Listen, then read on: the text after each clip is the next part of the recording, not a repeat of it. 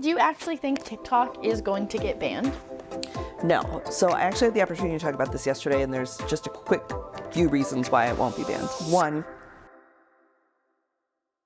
before we get started with our episode, we're going to hear from our sponsors. Deciding what to pack is so stressful. But then I discovered Quince. It's my go-to for high-quality vacation essentials that I'll be packing for trips to come.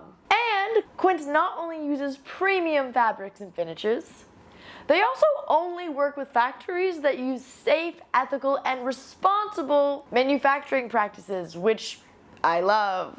Pack your bags with high-quality essentials from Quince. Go to quince.com/Rebecca for free shipping on your order and 365-day returns. That's QUINCE.com/Rebecca for free shipping and 365-day returns. Quince.com/Rebecca. Hey guys, I think most of y'all would agree with me when I say you can only really express your true self with your closest friends. My friends know me inside and out, and because of that, I can share anything with them. But friendships, like anything else, can be kind of hard to keep up with when life gets crazy. It can be schools, chores, jobs, or even when a best friend moves and has to change schools.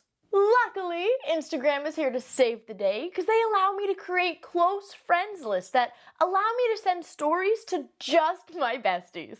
Like, maybe it's a funny meme that I found while scrolling, or maybe it's that photo I took while I was ugly crying during that sappy rom-com. I love being able to share that easily with just close friends to give them a laugh. There's a saying that goes, it's just the little things, and I swear it's still true. Because thanks to Instagram, I can share that everyday ridiculousness with my close friends. Now let's get started with this week's episode. So as we all know, I never know how to start these things. And I was just telling V that I think it would be a really great idea if we came up with a catchphrase. we should. Yeah? We should. Yeah, to start. So I stopped don't starting know. these really weirdly. Is it some kind of like play on your name, like Roger that, and then you Roger I don't know. that. Like something like that? I love it. Let us know, guys. Yeah. You know, I live to please you all. But thank you, V, for hanging out with me. Yes, excited to be here. I'm so ecstatic. Yeah. Like, I love you as a person so much. Like, even the guys that I play video games with in Discord, like, they're like, saw your friend V's update. Like, Because I'm like I news love you. auntie, and I'm here to Yes. help you feel okay about yeah, things. literally, like, sometimes so for those that don't know, V does Under the Desk News on TikTok. She updates everyone about, like, what's going on in the world, whether Yeah. it's, like, good news, bad news. I love Banana Shirt Thursdays. Yes, gotta That's have that. all the good news. Yep. Like, you explain things in a way that I appreciate so much. You know, I used to teach high school social studies. And so I know that explaining things in a way to where younger people can really not only, like, understand, but appreciate and accept and, like, be a part of the conversation can be so difficult. And that's a skill. It comes from the dyslexia, honestly. I have a very... People are like, you're so good at talking to young people and simplifying it. I'm like, I have to simplify it for myself. Yeah, because I don't have, like, a huge vocabulary, and, like, word recall is a little difficult. So I'm like... People are like, you just keep things in such simple terms. And I'm like, it's because I'm simple. It's because I need It's because help. I am actually a simple person. But, you know, whatever. People think I'm like some elite, like, intellectual. And I'm like, no. This is actually the limit. And it makes sense to the average person because I am the average person.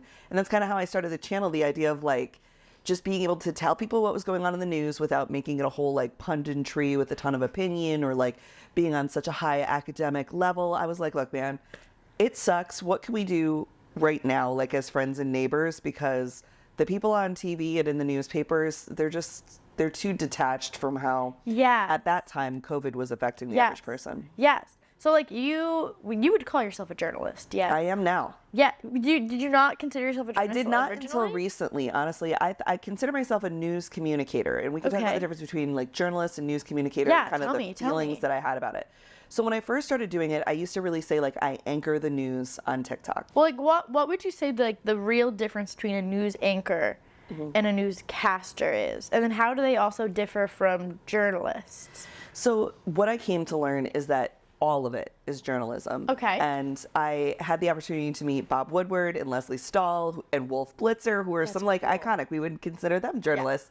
And they were like, I didn't go to J school either. It's okay. Is there journalism school? Journalism school is Okay. J school. So, Okay. and it's an important thing. And I think folks who do go to J school obviously have a great education and a different perspective. But some of the people you love most that you would consider journalists were regular ass people. And that's why you like them, because they're easier to relate to you. So it's all journalism. I do consider myself a journalist now. The New York Times called me Gen Z's Walter Cronkite, which was the nicest the New York Times love has that. ever been to a gay person. So, and very generous. I mean, like way too generous. But that's what it is. And then you have the idea of like citizen journalism, which is like what Darnella Frazier did when she took out her video camera to film the killing of George Floyd. This is just a regular citizen who documented a historic event. That's citizen journalism. And then you have sort of like commentary journalism, which is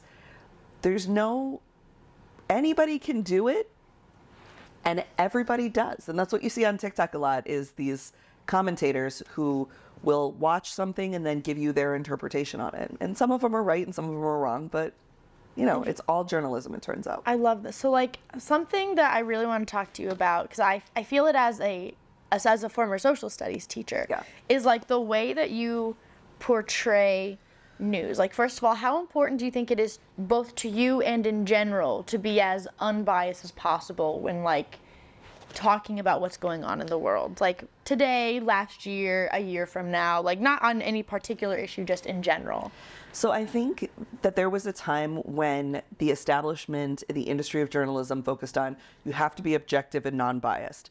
And what I have found is objectivity favors the oppressor.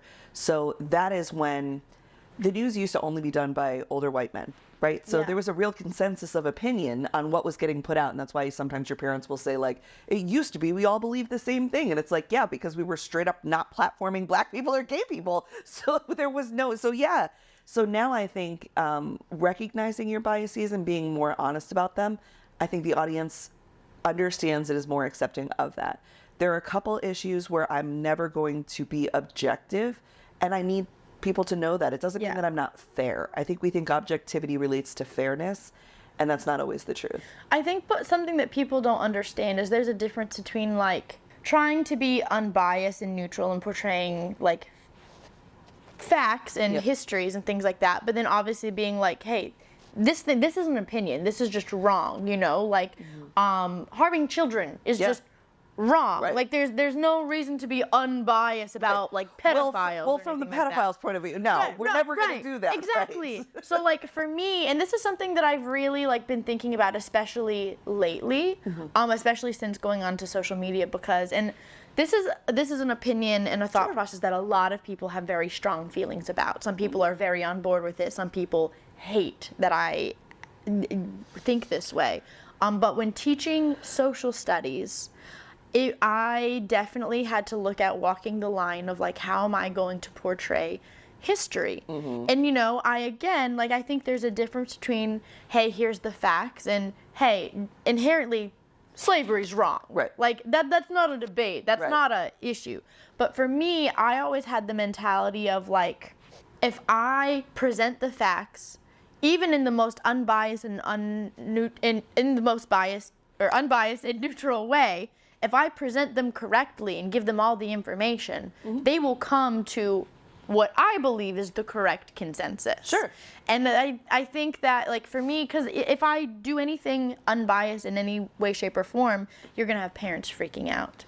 Like, no matter which way I think we can go. guide them. So let's take the example of like Thomas Jefferson, right? A revered, this is maybe one of the easiest ones to break down. So Thomas Jefferson, incredible writer, revered president, founder of the country. Those things are all true. Yes. Also, what's true? Slave owner, bad with money, enslaved children to work in a nail factory on his plantation, did not have a consensual relationship with Sally Hemings, which is something that people really don't want to hear. So the way that I would talk about it is understanding that people have a lot of feelings tied to their patriotism and their proudness of being American that give Thomas Jefferson a lot of like, well, he was a great president. The way Keeping that in check. Yes. And now because we have the ability to look back on history with a modern lens and recognize that a 48-year-old man having any relationship with a 14-year-old girl was Is wrong then and was unacceptable. wrong now, even if back then they looked past it, I think people can come to their own conclusions. The way that I would always portray like dudes like that in Yeah. history to kids is like, hey, there's a big difference between like what someone does for history and the Right. kind of person that they are. Like Yes. not And every many things are yes. true. And that's true both in old times and things Yeah. today. Some of the most important people in the world are not actually very nice. Are not the like I always do. Alexander the Great is one of the most renowned historical figures that exists. And you know, when I observed a lot of teachers when I was going through student teaching and blah blah blah blah, and Alexander the Great becomes the example for Napoleon and all future leaders, and everyone wants to be like him. But I also make sure to talk about, oh, he was so paranoid that someone was going to take the throne for him, he slayed his twin infant brothers. Yeah. Like in cold blood. Yeah. With his own hands. Not just to make sure. And I also bring it back to around the same time period, you had Wu Zetian, who Chinese historians try to erase from existence, she poisoned her way to the top. Well, so did everybody else. Yeah. What do you mean? What, like, she did the same thing everybody else did. Right. She also Right. opened the civil service exam for people who were not just rich, allowed women to work. I know the horror. They hate that. They're like, they let no, women in here? can't do What? So, like, I always try to, and I know there's going to be some people that are like, well, that's your bias because women. Well, yeah, I mean, again, but I think yes. objectively, like, But yes, because women. when you give all the information, not just if you're going to give all the information and be unbiased, then you give all the information and you be unbiased. Right. You don't just, oh, well, he was a great ruler. But he was also, he also slayed he was also a murderer. babies. Babies. But we see this even today, right, where we'll look at leaders, and I'll use Nancy Pelosi as the example here. Objectively, Nancy Pelosi has done more for women in politics than maybe any other modern figure that we can think of. And through her career in the 80s and 90s, made huge advancements and really just a legacy that can be untouched. I also think that she spent too much time. So you had the legacy, you should have retired and gone and, as I say, count deer off your back deck and enjoy your husband and all of your money and all of your stocks. But she didn't, right? So now we're in a position where we are deeply critical of Nancy Pelosi because she continues to put her finger on the scale of power across the nation when it's not her turn anymore. So I think multiple things can be true. I can hold a lot of appreciation for Nancy Pelosi and the things she did for women, and I can similarly be deeply critical of the decisions that she's making now and of some of the ways that she goes about things and has created great wealth for herself and other congresspeople. Well, yes. Many things are true. What we tend to do is try to look for a perfect candidate. There's or no, a perfect people are historic not figure. perfect. People are And not you won't perfect. find one. And I think it's really important to take anyone in history, in politics, in your life, and understand that you can hold a great appreciation for someone and they can contribute so much. That doesn't mean they are without fault. We I are also human think beings. We see this with the American experiment and the condition we're in right now, right? Like, I'm extremely proud to be an American. My family worked really hard to come to this country. My grandmother used to look at us all the time and be like, oh, so beautiful, American. I love this, right? Because she came from Albania. And that was not cute, That was not right? yet. But that No, was no, not- no. But that's so close to right now. I can be so proud to be an American. I can look around at this country when I'm driving across country or even across my state and be like, what an incredible country of prosperity, of potential. I think we're still in our potential phase to be that great thing we promised we would be. And at the same time, be like, America is an imperialist nation that has caused massive harm across the world. Many things are true. It's easy to give up on something if you only allow yourself to look at the bad. I'm not saying be Pollyanna about America's military-industrial complex or any Right. of the other horrible things that they've done. But it's looking at it and going, I still see the potential to be good, and I am going to do everything I can as a citizen of this country to make it a little bit better, as opposed to throwing it in the garbage and saying, well, I'm just going to use my dual citizenship Yes. to leave if it gets too bad. Yes. On top of that, like I was thinking as you were saying, I think that it's when you care the most about the country. Like people who are like, oh, it's a great country, blah, blah, blah, nothing's wrong with it. I think they care and love America, less than those who are like, I love this country, I'm happy to be here, I'm proud to be here, here's what we can still do differently. Because it's not about, like, it's even in personal relationships. It's very unhealthy to say, oh, this person, their fault, they're not that big of a deal. Yeah, like, it's I'm gonna fine. ignore I all love the you. red flags. Like, ignore all the red flags, ignore that. But, like, it's the relationships that are the strongest that are like, hey, let's set healthy boundaries. Hey, let's talk about this thing that you did, that isn't okay. Like, I think that those people who are able to recognize where their country may make the wrong decisions or things that they don't agree with or things that they don't believe in, I think that's like the greatest kind of appreciation to say, like, I love being here. Here's where we can do better and continue being better. The thing I remind myself of all the time, and other people also, is it's not just our grandparents who came here or our parents. There are people actively today who are swimming through razor wire with their children to get to this country because they see the potential in this country and they want to come here and be a part of that greatness. Yes. And that's one reason why I think we need so much more compassion in immigration, and understanding that a lot of the reasons why folks are coming up from the southern border is because the United States destabilized a lot of those countries. And so we have a responsibility. If we came in and messed up your house, then we should come in and clean it as well, or at least, show some compassion and kindness. But when you think about the people who still see America from other countries, from outside the box, as this wonderful place of potential and growth and a safety, then I think we owe it to ourselves as Americans to not get complacent in the privilege that we have being here. It's very easy to criticize the United States and all the leadership and everything's rigged and everything's terrible. It's a lot harder to own up to the expectations that other people in worse situations have of Americans and say, I'm going to be that person and we're going to be that country that you believe in. And that's where I draw a lot of my stability and a lot of my, just the way I communicate the news. I try to not make it a war of personality or get into culture issues, because I want people to still believe that this nation can live up to its potential. Absolutely. We're going to take a quick break and hear from our sponsors. Deciding what to pack is so stressful. The clothes that I have just either don't fit or are worn out or just don't match. But then I discovered Quince. It's my go-to for high-quality vacation essentials that I'll be packing for trips to come. By partnering with top factories, Quince completely cuts out the cost of the middleman and passes the savings directly on to us. And Quince not only uses premium fabrics and finishes, they also only work with factories that use safe, ethical, and responsible manufacturing practices, which I love. I personally ordered some sundresses for my next vacation, and I'm so excited to get them in the mail. I cannot wait to see how great they look. Pack your bags with high-quality essentials from Quince. Go to quince.com/Rebecca for free shipping on your order and 365-day returns. That's QUINCE.com/Rebecca for free shipping and 365-day returns. Quince.com/Rebecca. Hey guys! I think most of y'all would agree with me when I say you can only really express your true self with your closest friends. My friends know me inside and out, and because of that, I can share anything with them. But friendships, like anything else, can be kind of hard to keep up with when life gets crazy. It can be schools, chores, jobs, or even when a best friend moves and has to change schools.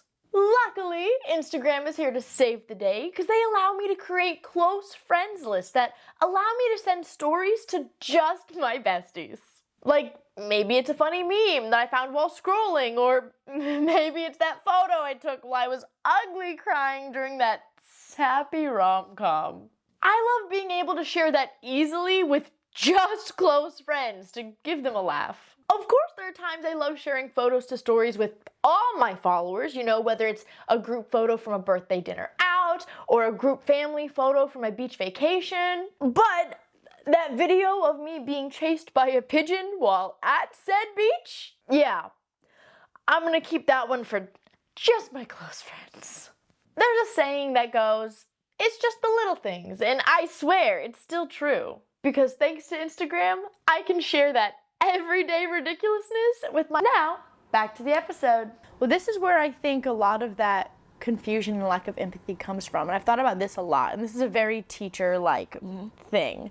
When I look at how American history used to be laid out in curriculums, you know, It was written by white men. not only that, this is like something that really only teachers will understand without it being explained, is that modern issues, whether like, because American history used to be either one semester or American 1 and American 2 and 2 semesters, but regardless, doesn't really matter. Modern history always kind of falls towards the end, is at the end of the semester. You never get When to it. Teachers either run out of time, because for those that don't know, the number of days that are included in most curriculums are more than the number of days you actually have in a semester. I agree. I always Teachers felt like we don't were get starting there. over with the wars always, and I was like real Right. solid on the wars. Right. It's like you get But to the end of the wars, we'd and then get it to kind the of Carter administration, Right. and then we'd be out of time. It was time for summer. Not only that, but then around the end of the semester is when kids start getting rowdy. They start Yeah. not coming, Or or paying people leave for attention. vacation Right. early, or the teachers get burnt out, and it Right. becomes like, you know, the end of the semesters is always when like the big group projects or the packets or something comes out, because like the teachers are getting burnt out. Not that it's like teachers' fault. Like, let's No. be clear, that was me too. No, we not at get all. so burnt out at the end of the As- semester. and how could you like, not? Yeah. Right. And so it's like everyone, the teachers, the students, the admin, everyone is kind of like a little more lackluster. And I feel like, because I know the kind of games and the effort and the cool like simulation things that I would do at the beginning of the semester were not as like they were way more intricate at the beginning than don't at the you end. think that we should separate history and government classes? Because so much of my growing up, history and government were together, but they should be separate classes to me. This is how it, at least in North Carolina, how they had it set up. So freshman year you do world history. Sophomore year, and this has been changing a little bit. At first it was American 1, American 2. They're combining to just American, which I don't love. I don't love that. That's besides the point. I also don't love how they're starting world history at year 1200 now.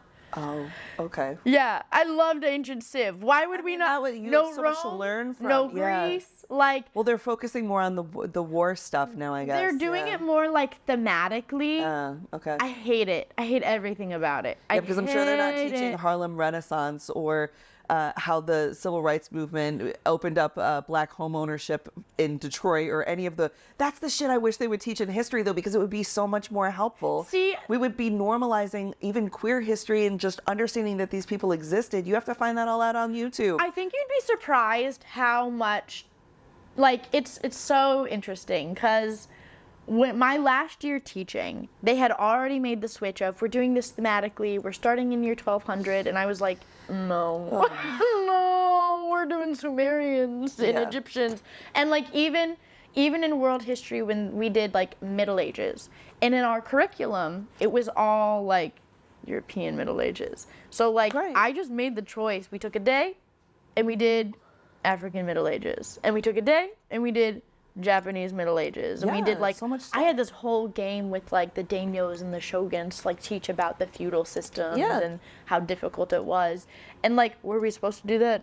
No, but I did it anyways. Because they make history and they skirt around all the fascisms. They're Like, we're going to talk about Europe, and then we're not. And then we're going to go over here, and then we're going to talk about the Nazis, but we're going to talk about how the Americans saved the Jews. Go America, back-to-back World War II champions. Yeah, but they don't Americans talk about. to know. But you really don't learn until college or later in life about the day-to-day struggles and what we learn Yes. from those moments. We Yes. just learn, and America was right again. Yeah, it's tough. It's really hard because the curriculum doesn't really set teachers up. And for those that don't know, for those that are not aware, teachers don't make the curriculum. No. The state people, like Which is the unfortunate. state legislator, not the legislators, but somebody, the School board or whoever. not even the school Not board. even It's them. the North Carolina state will make the standards for North Carolina. I hate that. California State, like they make the standards and then they just kind of like give it out to the teachers in the state, and the teachers will receive the standards and they have to make their lessons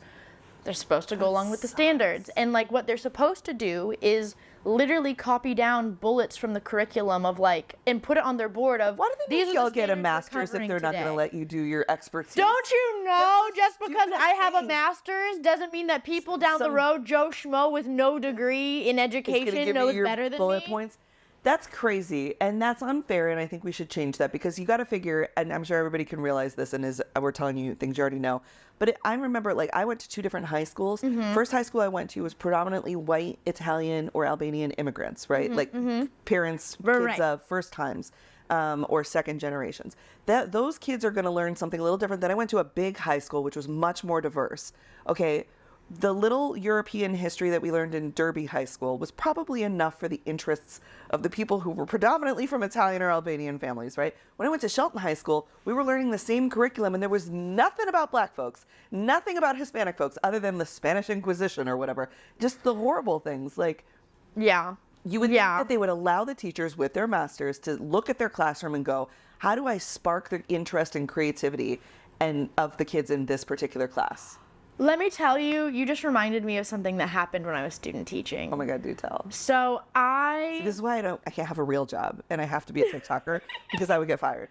No, I literally, this moment broke my heart in my classroom. Because like I told you, were African Middle Ages in our curriculum? Yeah. No. When I was student teaching, no, they weren't. But like I took a day and I was like, I think this is important because I had a little boy in my student teaching class who his native language was Swahili. Oh. Like he had just, yeah. his name was Henry. Henry. Loved him. He was so sweet. But you want him to feel seen and included. So that's when that was the day that I decided to add African Middle Ages whenever I taught because you never know who's in your class. So the day that I started the class and I started talking about Africa and I made sure to include like where I knew he moved from and where he lived, and I started talking about Swahili, and like he was beaming. Yeah. And all of a sudden this other kid in the back goes, that language sounds so stupid. Like who You're like, actually first of all, redneck. uses that? It wasn't even. It like I was, first of all, I would just be like, shocked. it's not your turn, Jimmy, okay? Today's not your day. It was literally like you just saw Henry just Squint, sink, yeah. and I was Oh. like, no, I worked so hard. I No, know, no, I I know. did this for you. No. Kids are mean, man. They're so mean. And I was so angry, and I don't even remember what I said to like, you know how when like a one moment is just so, it hits you so hard in the feels that it just like leaves an impression, you never forget it. Yeah. It was seeing Henry like just kind of, and then after that I don't remember anything.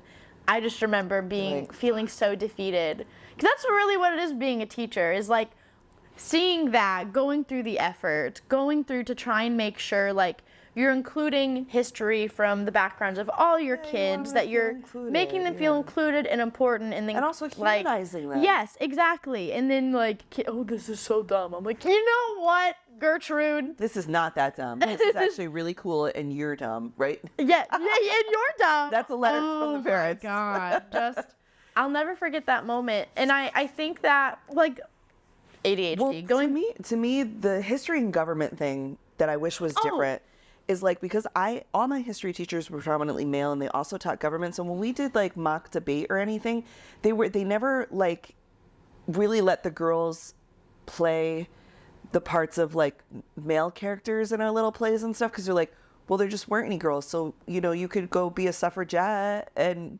when you have to do like dress up as a thing for school, and I hated that. So then my parents, being lovely though, were like, oh no, we're gonna find a little more than Clara Barton and the suffragettes for you to dress up as. And now as an adult, I help advise at the Genesee Country Village and Museum in upstate New York. It's a living history museum, and we just 2 years ago were able to get the board to agree that if a little girl wants to play a Civil War soldier, who cares? Who cares? Who cares? She just wants to carry the little gun. She just wants to be a part of. She doesn't understand gender at this point, and even if she does, who cares? Let her do the thing. If the boys want to go do the basket weaving or do the the girl jobs or whatever, let them. They're just interested in that part of creativity. Exactly. And finally, we've gotten the older folks who are on the museum board to be like, oh yeah, who cares? Yeah. 'Cause I'm like, aren't you glad they're coming? Don't we want the kids to come and have a smile on their face? And if it puts a smile on their face because they get to be Abraham Lincoln that day, who cares? Who Abraham cares? Lincoln They're isn't going to be kids. here. They don't care. They're just excited that's their favorite president too, even if they're a little girl. And that's what got them. And they were like, oh, okay. yeah, that's fine. Oh, they like what I like? Yeah. Okay, good. Well- but it's that kind of thing. And I hope that schools have come a little bit further because it was always so discouraging. And I think those little microaggressions do level up to little girls maybe not believing that they could be a congresswoman or be Yes. a president because there never has been one. Yes. Well, that, it kind like going off what you said, but also I completely forgot to finish my train of But thought with should the- history and government be separate? Well, so that's kind of the interesting thing is that the reason that they made American history, at least in my county, one class instead of two is because they're making room for a new class. So instead of civics and economics, they're now doing civics and economics.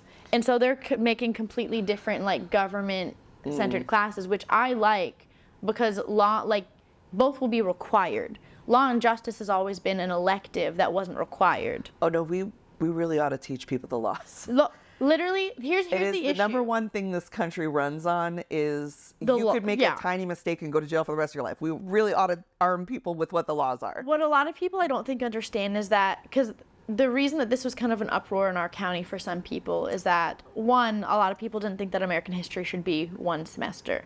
But what they don't understand is that the only way to make these civics and economics separate classes and to keep the same number of required social studies the same was to do it that way. Because when you add any kind of required classes, it messes up people's graduation plans, but it also makes the curriculum a little bit different. So when it comes to electives, there's no state exam. It's all teacher-made exams. So like American history, world history, civics, economics, those are going to be state exams because they're required classes. But you could get away with a little more. Well, so when I was in high school and I took law and justice, this was is an elective, it's not required. I took law and justice and I took AP Gov. Again, elective, not required, even though there's an AP exam. I didn't learn a single thing other than the JFK assassination. Oh, geez, yeah. And that's a fun one. I had. So you're full of conspiracies now. Oh yeah, I know all about the Carousel Club. Oh, I know all that, yeah. all about Jack Ruby. But and not a lot about tax code, which is important. No, I know nothing because about right tax now, code. there are people who support the former president, convicted felon Donald Trump, who are running around saying that Donald Trump is going to make it so that tipped wages for waiters will no longer be taxed. Now, if you had taken just a basic government course, you would understand that the president doesn't write the tax code, Congress does. And there ain't no way the United States is gonna lose out on $250 million or $1 billion in tipped wages. So it's back to this idea of media literacy, government literacy, and the things that we're missing right now that YouTube and TikTok is filling the gap on. Yes. And that's like both great and scary. Yes. Do you actually think TikTok is going to get banned? No. So I actually had the opportunity to talk about this yesterday, and there's just a quick few reasons why it won't be banned. One, the whole idea that the government has on how it could be banned, that they could do a forced sale, is inaccurate information, and they just refuse to learn it, but they will learn it. And the United States will not leave that amount of money on the table. So eventually they're going to be the ones that have to back down, I believe. TikTok has been clear that for them to hand it over, it would take years for them to recreate the code. So this is not something we could do by January 19th, which coincidentally happens to be the day before the next inauguration. So spooky. So spooky. Yeah. Oh, what a coincidence. So there's that in place. Also, there's 7 million small businesses on there. You also have a great number of people who are making, like I've said before, I'm not worried about if TikTok got banned. I'm not worried about me, right? I've built a platform enough that I'll be able to go somewhere else and do whatever else. What I worry about is the people who make less than $500 on this app, but that's food on their table. That's diapers. That's keeping your air conditioning at 70 degrees. Right. You know what I mean? Those are the little things that make life tolerable. And it gives them a sense of like accomplishment. It's a big validator. I remember the first time I made $4 on TikTok, I was like, I am a creator, right? You know, but you need that moment where you have that first moment where you're like, I made money doing this? you're like, maybe I What? can do this, Yeah. you know, and then you make $10 and then you make $100 and then it just, and it's not even about the money because at the same time you're seeing repeat comments and you're making friends and you're building community and you're like, wow, I've created a world that I really love and appreciate and am succeeding in. And so I don't know that the United States can afford to bum out the whole nation by taking that away. There's nothing to replace it with. In addition, I've been in the room several times for the hearings and spoke to TikTok's lawyers as well. They are suing based on not just First Amendment rights, but Fifth Amendment and this thing called Bills of Attainder, which I'm sure you guys know. But First Amendment, Citizens United says that corporations are people. And so therefore, TikTok has free speech. And by shutting them down, you are affecting their First Amendment right. There's also the Fifth Amendment.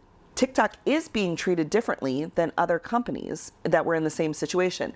And they'll bring up Grindr and say, well, Grindr got bought by China and then we made them force sell it back. Yes, but it started as American technology.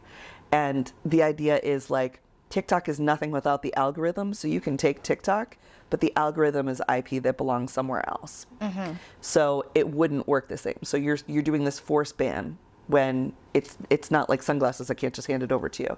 And lastly, this idea of bills of attainder, which I think is really, really key to their argument. Congress can make no law. Congress cannot institute a punishment on somebody without a trial. There's been no trial. As much as we've seen the congressional hearings, TikTok has not been accused of a crime, convicted of it, and now punished for it. So those things have to happen first. They can't, or they haven't yet. And so in that way, I think I'm not worried about TikTok getting banned. Also, from the creator side, Davis,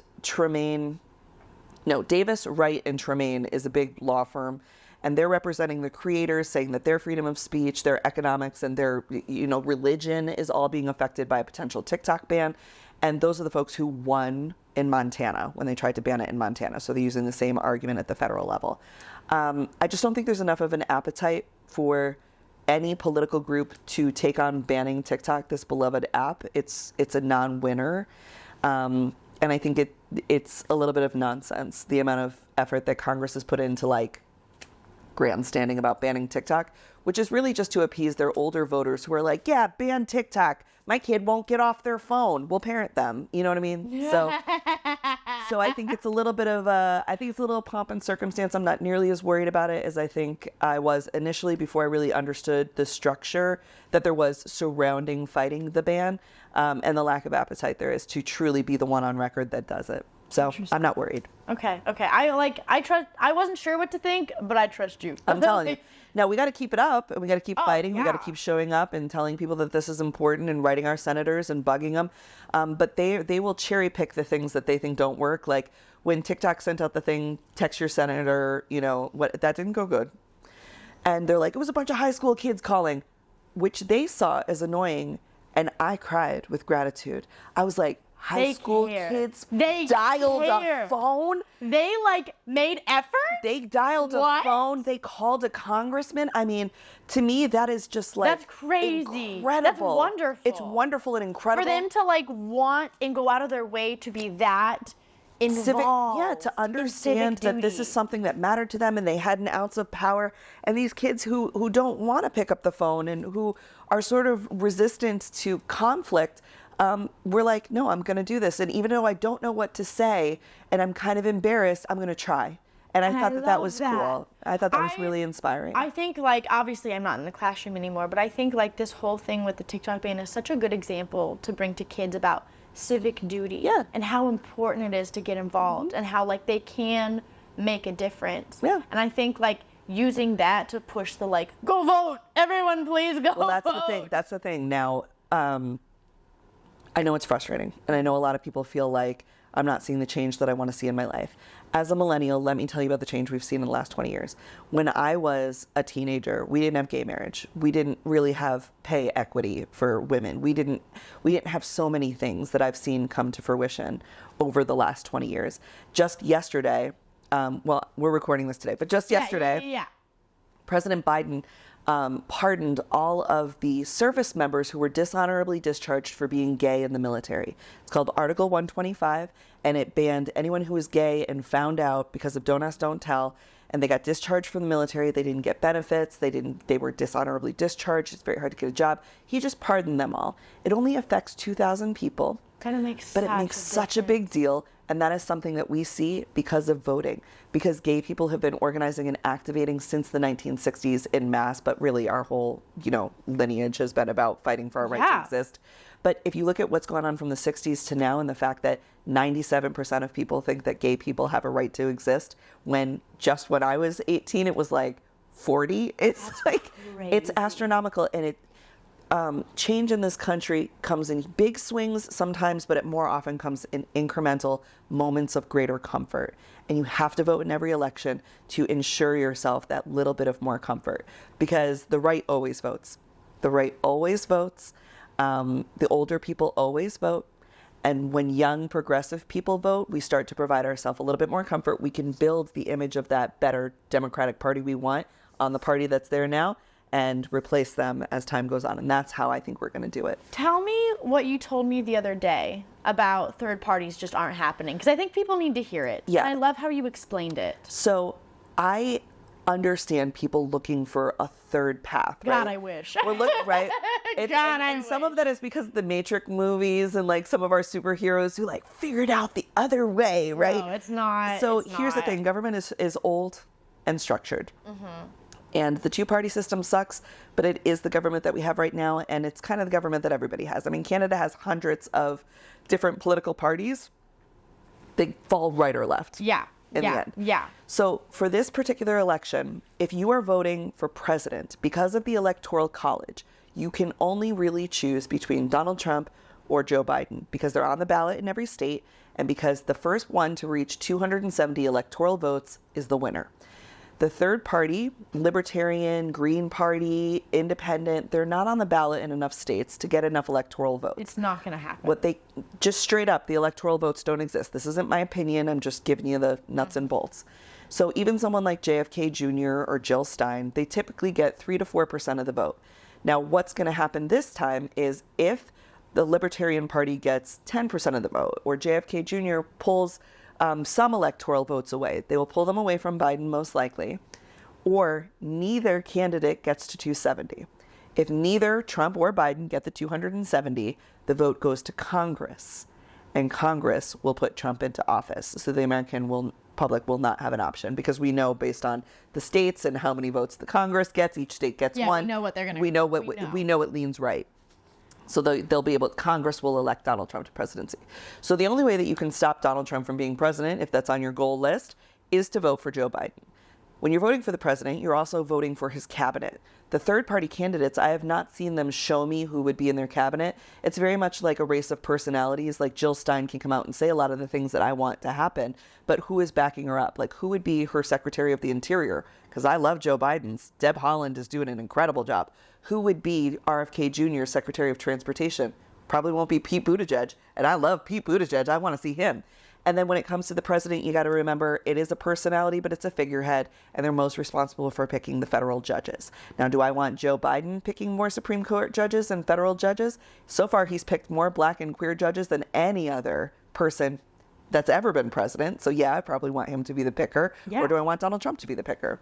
Depends on your political ideology, you'll vote accordingly. But the idea of voting for a third party only works in the down ballot. And I work with this group called the Working Families Party. They were based in New York. They're in 28 states. And we've won elections on school board, on mayor, on state legislature, on Congress people, on senators. AOC is part of the Working Families Party, very prominent congresswoman. We are building the image of a more progressive Democratic Party through the working party's family structure, but it's going to take us a couple more years, right? That is where you can vote third party. You want to vote third party? You want to vote for the Independent or the Working Families Party candidate down ballot? Absolutely do it. That's where you do it. But when it comes to president, unfortunately, it's a really rigid. It's Trump or Biden. That's just the way it is. People listen to George Washington. I know, and retired and didn't have two-party systems. But the other thing I'll say is a lot of people will say that Joe Biden is old. I've had the opportunity to be with him several times. He is, but he is not elderly, if that makes sense. He's old, but he's with it. And I'm also voting for Kamala Harris just to expose myself. Like, if President Biden, anything were to happen to him, right? I feel very safe with the structure he has left us with. He has built us a really strong house. Kamala Harris, I think, would be a better president than vice president, because she is a woman of protocols and structure. this country would be run like a tight ship because that's how she runs her office. Same thing with like all of his cabinet, all of the people at the Pentagon he's put in place, all of the staffers. These are really deeply serious people. And you know them and I know them personally. Like you've I've been there for the last 4 years. Yeah. So, and I also knew Trump's cabinet because folks don't know this, but when you get invited somewhere, you go. Yeah. And I had a good relationship with some of the members of Trump's former cabinet because in DC, job's a job, and you'll find that a lot of Democrats are actually Republican staffers, but they vote Democrat. Right. So I saw chaos. I saw a lot of unfilled positions. That administration was very stressed out. It took a long time for things to get done. The IRS wasn't filled out, so you couldn't get your tax returns in time. Oh. So to me, whatever happens with President Biden or whatever worries somebody might have about his age, his legacy and the people who surround him are rock solid and very progressive and quite young. So I'm not as worried about it personally. That's a really important perspective. Yeah. I like that a lot. I try to look big picture. It's the dyslexia, you know. I'm like, all right, where are we at? Yeah. Picture. Like, I think that so many people focus on like the individual so much, Sure. and like I always, literally while we were sitting here, I thought about a TikTok I want to do so bad. Let's do it. It's with Dan's audio. It's like, it was a Doofenshmirtz quote. If I had a nickel for every time, blah blah blah, I'd have. So like, because the debate is tonight, and I think this is actually probably gonna air tomorrow. The debate is tonight. If I had, I'll be watching. If I had a nickel for every time I had to choose, this camera is off. If that that's matters. fine. Okay. If I had a nickel for every time I had to choose Trump or Biden, I'd have 2 nickels, which isn't a lot, but it's weird that it happened twice. Well, it is weird that it happened twice, and honestly, I think we're seeing if Trump wins. Not to be dramatic, but that probably is the end of the election cycle and the structure of government that we've enjoyed to Really? this point. Yeah. Why? What makes you say that? Because he'll have such control of the courts. And Leonard, we could do a second episode on the courts. And Yeah, the fact absolutely. that, back in the 1970s, far-right Republicans started to realize that they weren't going to win in the popular elections. Mm-hmm. So they started to take over the courts and really train up lawyers. That's why you see a lot of people doing things like the Alliance Defending Freedom that got affirmative action overturned, is doing the things with the charter schools where they're pulling money from public schools to private institutions, which is all, private equity will ruin everything. Same with the Supreme Court and the federal judgeships. They will change the structure of government by making the judicial branch more authoritative than it has been. And so I think that that's something that is a genuine concern of mine when I consider what a second Trump administration looks like from a judicial perspective. But, that's a whole other episode. Maybe. No, literally, when I come to New York in September, Let's do it. we should do more stuff. Yeah. We'll get the lawyers in. We'll get the luncheon lawyer and I Am Legally Hype and all those gals I would in. love that. That would be because I so think it's fun. important, and I think that people. So often I'm in rooms and they're like, well, the public won't understand. I'm like, the public understands. Yeah. I am the public, okay? The public understands. Yeah, if we understand. The public understands. They're very, very smart. You just have to give them the information. And I think if they could understand the way that the strategy that the far right, not Republicans, not normal Republicans, we're talking far right, has been building since the 80s around empowering the judicial system to usurp all other forms of government and the people's voice, they would be very interested in that. I think they'd be very interested in that. Yeah, I agree. Let's plan September for sure. do it. Absolutely. Well, I know you have to go to I New York do, soon, yes. So thank you so much for hanging out Thanks, with me. Rebecca. I love you so I love you so much. I'm like, this was a blast. literally, I could sit and talk to you forever. Like, this is dangerous. I'm so glad we had to have hard stop time. I know. This would have We'd gone be for here all too day. long. I know. But thank you guys so much for hanging out with us today. We'll see you again, for sure. But Yes, see hope you guys have later. a great rest of your day, and hope to see you next week. Thanks. Bye, my lovelies. Hey, guys. I think most of y'all would agree with me when I say you can only really express your true self with your closest friends. My friends know me inside and out, and because of that, I can share anything with them. But friendships, like anything else, can be kind of hard to keep up with when life gets crazy. It can be schools, chores, jobs, or even when a best friend moves and has to change schools. Luckily, Instagram is here to save the day because they allow me to create close friends lists that allow me to send stories to just my besties. Like, maybe it's a funny meme that I found while scrolling, or maybe it's that photo I took while I was ugly crying during that sappy rom-com.